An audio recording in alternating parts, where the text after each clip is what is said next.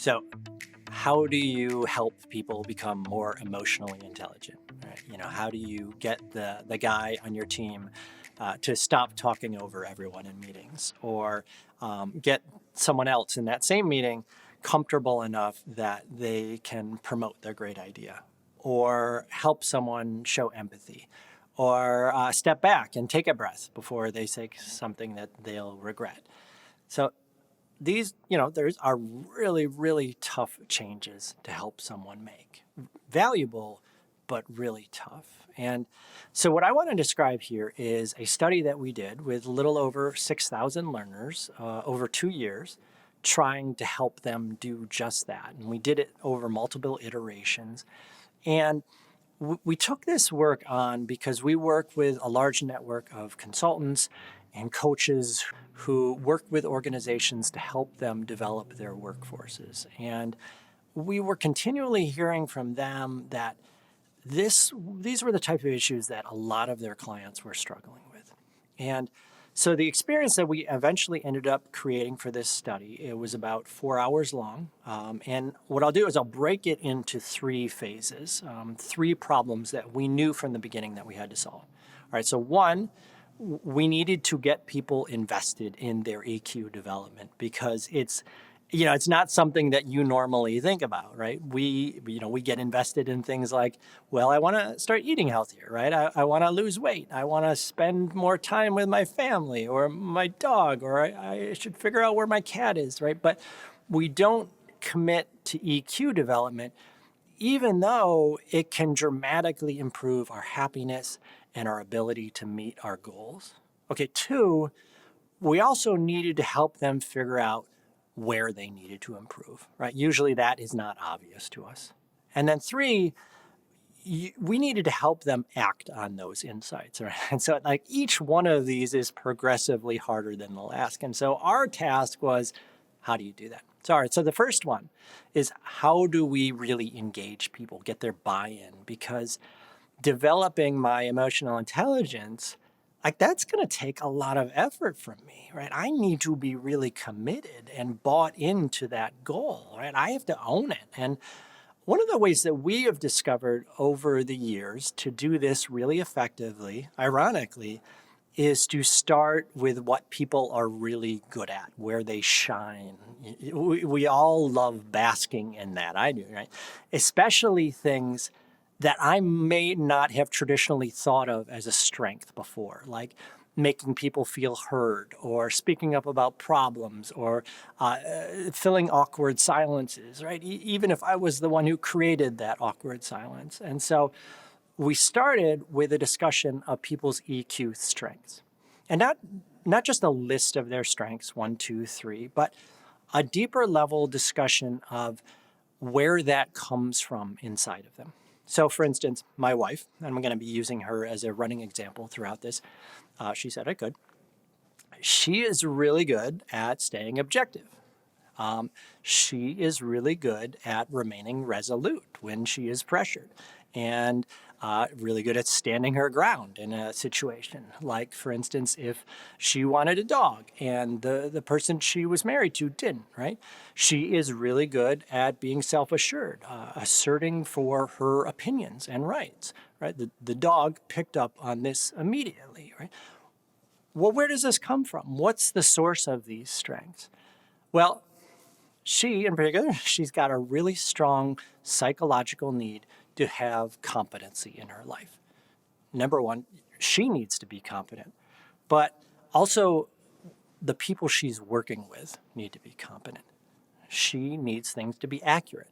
She needs to be self-reliant. And then even a little deeper, she needs to guard her dignity, not expose herself in a way that might make her look foolish or incompetent or weak. Now, we all have these needs at some level, but they're particularly strong with her. Like, I don't personally feel these needs at the same level, right? Anywhere near it, right? I've got my own list of psychological needs that my own issues that I need to take care of, right? For instance, I'm the primary caretaker of a dog now. But once you lay these things out there like this for a person, the connections just pop in their heads. you got them. They see why they act the way they do, and in a way that has really never occurred to them before, that aha moment. And they start to really get in a new way how consequential their behavior is and how important this EQ stuff is. And despite what we sometimes naturally assume, almost everyone has some sort of emotional intelligence. Even those people who you think of as being completely socially incompetent, right? And I'm not talking about people who they don't know which fork goes with which part of the meal, right? I'm talking about those people who you're not even sure they should be allowed to have a fork, right? But even for those folks, their brain has not abandoned its responsibility to help them deal with emotional and social situations. It's just that brain is better at certain parts of emotional intelligence than others. And it may not be the aspects of emotional intelligence that our culture tends to shine its spotlight on, right? Like being poised or charismatic or a good mingler, right? That's what we often think of when we think of an emotionally intelligent person. But that person's form of EQ is nonetheless crucial to helping that person navigate their particular social and emotional landscape, how they see the world, what's important to them. And so this is the model that we used in the program to help people understand their EQ strengths and challenges. It's a personality model called DiSC. So really briefly, I'll talk about the 4 quadrants here. So you can think about people you know who they're really direct, assertive, sometimes even forceful, D or dominance. The aspects of emotional intelligence that come really naturally to these folks is often being really resolute, standing their ground, being self-assured, asserting themselves, being dynamic, capturing people's attention, persuading.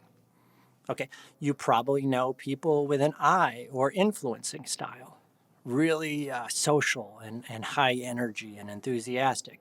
Right? They are also really good at slipping into that dynamic mindset, right? Because the conga line, it is not going to start itself. Also, they function really well in situations that call for an outgoing mindset or ones that call for an empathetic mindset. Okay, down here, the S or steadiness style, which is accommodating and patient and gentle, right? That's where I fall, right? I'm pretty sure that's where Socks falls. So people here, they're also naturally really good at being empathetic, but as well, great in situations that call for someone to be receptive, to really listen. And then situations that require someone to remain composed, stay calm, not lose their temper. And then finally, folks in the C or conscientiousness style. They're analytical and reserved and precise. Folks who they really know how to enjoy some good alone time. So as you can imagine, they're also really good at this compose thing, but as well, naturally good at those situations that call for an objective mindset, separating their emotions from facts, noticing when personal relationships are interfering with their judgment or when they're interfering with their ability to make a good decision or interfering with their ability to take a good nap, right? Nothing kills a good nap like a personal relationship. And also the resolute mindset, standing firm. In fact, my wife that I talked about a minute ago, she falls right here, CD, right? She's naturally really good at being objective, resolute, and self-assured. So in the classroom experience, we incorporated an assessment that measures a person's personality in this model, as well as a self-assessment of which mindsets around the circle here come most and least naturally to them.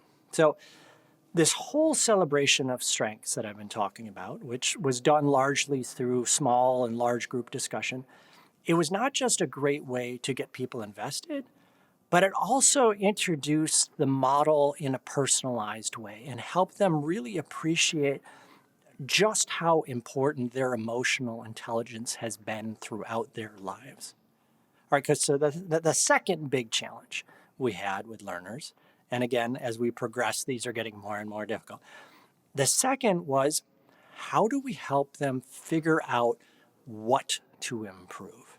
Raise awareness of those mindsets that are outside of their comfort zone and get them to see those mindsets as truly valuable, because the mindsets inside their comfort zone, well, this is my wife again.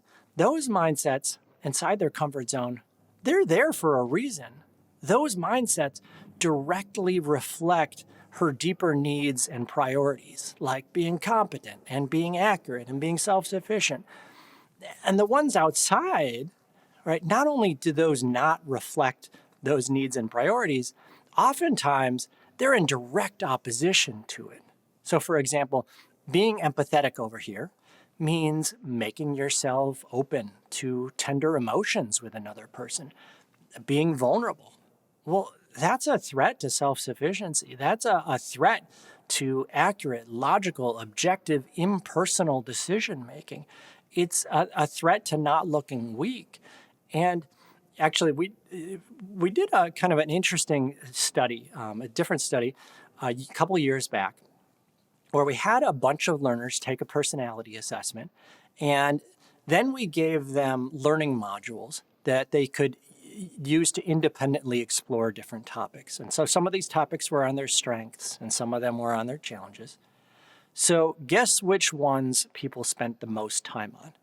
Well, interestingly, people said after the fact that they spent the most time on their challenges.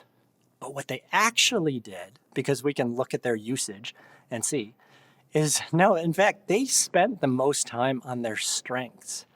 Those are the things that made sense to them.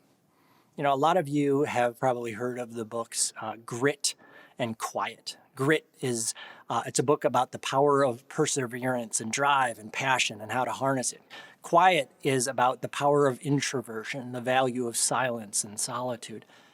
Who do you think read which book? Because that low-key, reserved person, but they could probably really have their eyes opened by reading Grit.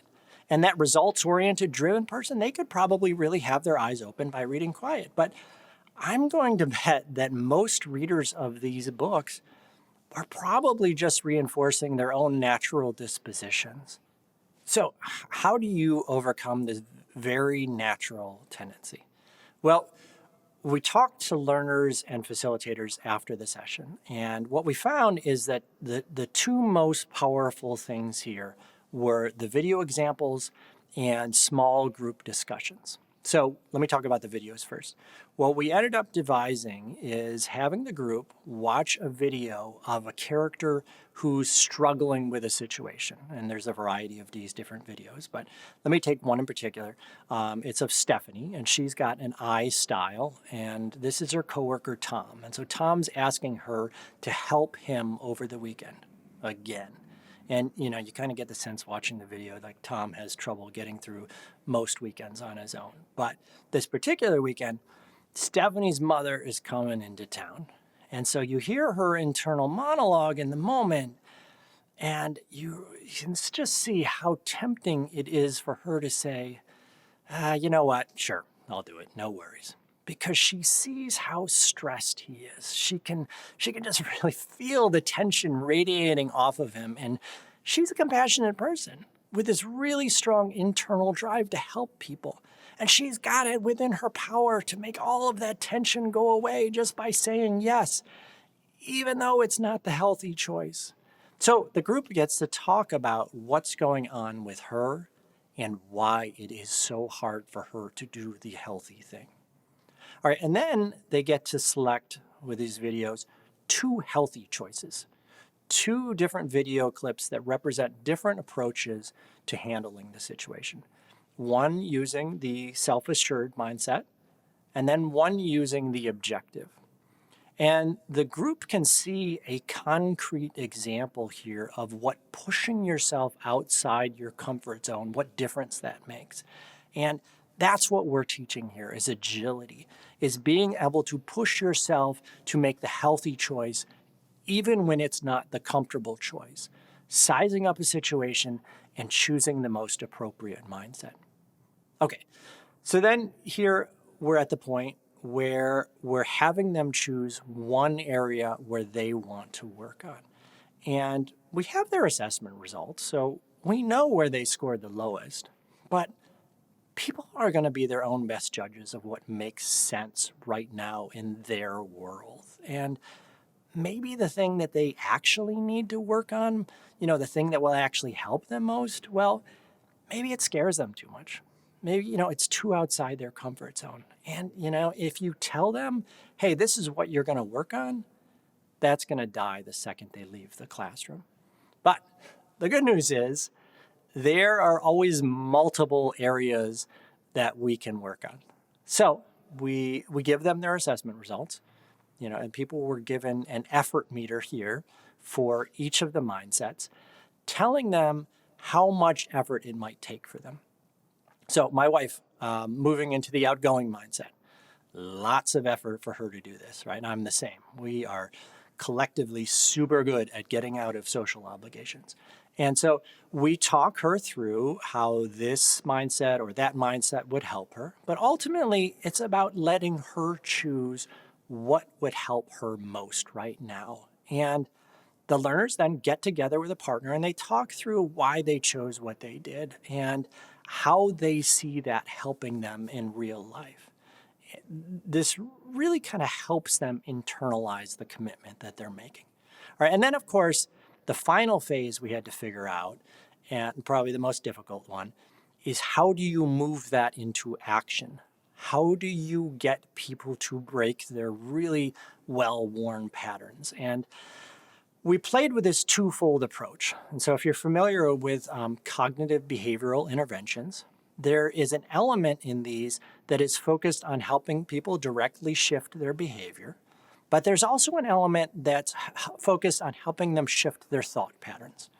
Because most of the time, it's these habitual, automatic thoughts that are driving this repeated unhealthy behavior. They are what is making the person in the moment think that this is a good idea. Like yeah, department meetings, they are a good time to show people how flexible I am, right? Even though no one else is having that thought. And so we start by working with the person to help them understand what thoughts are going to pop into their head when they get into a given situation. And, this is something that normally you'd work with a therapist, right, to help the individual work through. But because we know something about their personality, and because we know what aspect of emotional intelligence that they're working on, we can actually really take some targeted guesses at these internal monologues to the point where we get participants telling us like, wow, like that's creepy. Like, how did you know what's going through my head? And so if you're like a really hard charging, driven person and you're trying to be more empathetic, when you get in that situation, it's very likely you're going to have thoughts like, I don't have time to sit here and listen to this, right? I shouldn't have to coddle people, right? Suck it up. Or I know exactly what I would do in your place, right? Instead of being empathetic, right? These things automatically popping in there. And those thoughts, they're going to be dragging you back into your comfort zone over here. That's very normal. Everybody gets that. But to grow, you're going to need to be able to first recognize the thoughts when they're happening. But two, be able to set them aside and to say, you know what, that is my old wiring. Just because I'm having a certain thought, it doesn't mean I have to obey it. I'm in charge here, not my unconscious. Okay, and then there is the behavioral part that we work with them on. And so we incorporate our role play, although we don't call it that because there is a lot of aversion to role play out there, as you may know. But the research, it absolutely shows that practicing this type of concrete problem solving in a session is probably one of the best things that you can do to prepare people to use that material in real life. But in addition to that role play, we also wanted to get really, really specific about what they're going to do in the coming weeks, what concrete behaviors they're going to do. And the problem that we ran into here in the early testings is that People are in vastly different places about what is comfortable or appropriate for them as a first step. Even if we've got two people, let's say they're both super strong DI styles and they're both working on being composed, still this one size fits all suggestion, they're not going to fit all because these people are probably in very different places in their struggle. One person's stretch goal might be to keep the contempt on their face from showing, right? And the other person's stretch goal might be to keep from making growling noises. And if you try that force fit, they're just going to forget when they leave the classroom. On the other hand, if the guidance is too broad, it's not going to be concrete enough. It's just going to wash over them and be forgotten within an hour. And so we decided that it was really about choice and giving people options. Okay, so this is me here. I've got that patient accommodating S style. I'm working on the self-assured mindset, right? I want to be able to tell people when I have enough dogs. You can see how much effort that takes for me. And I've got a bunch of options for next steps here that have all been tailored to my S style, going from easiest to hardest. Because if you take someone who's a weak swimmer, for example, and you take them to the deep end and you say, jump in, they're not going to drown. They're just not going to get in the water. You've got to meet them where they're at. And the learner is really the best judge of that. So this one here about addressing interpersonal problems more proactively, boy, that sounds like a lot more energy than I'm willing to commit right now in my life. But this one here about monitoring my language choices when I'm talking, not giving away my power in the conversation, well, yeah, like I can do that. Actually, I'm excited about doing that. I'm going to get better at that. Okay, so speaking of getting better, as we went through this study, we looked to see if the changes that we were making were actually making a difference. So one of the things that we found is that in both the earlier versions and the later versions, we were having a little over 95% of learners report that they were engaged in all 4 hours. So that is a really hard number to budge upward. So we didn't expect a lot of movement. We didn't get a lot of movement. But where we did see a difference, and I think this is probably much more a difficult metric and probably much more important, is will they use it? So in the earlier iterations, we got about 88% of people saying they saw themselves using what they learned in the future. We moved that up to about 92% in the later version, which we were really pleased with, right? It's only 4 percentage points, but as most facilitators know, it's capturing those more cynical or disengaged learners that's particularly hard. So those 4%, they were really hard earned. Okay, so again, if you look back at what we did here, a big part of this was about raising awareness, not only intellectually, but also that emotional buy-in. All right, and then giving people concrete steps that they can take to improve their EQ in real life situations. And certainly it is not easy, but emotional intelligence, that is often the difference between a place that is toxic and disjointed and one that is productive and effective, where you actually want to spend your time. Okay, so speaking of time, thank you for yours. And if you're interested in finding out more about this development program that I've been describing here, it is called Agile EQ. So thanks so much for your time.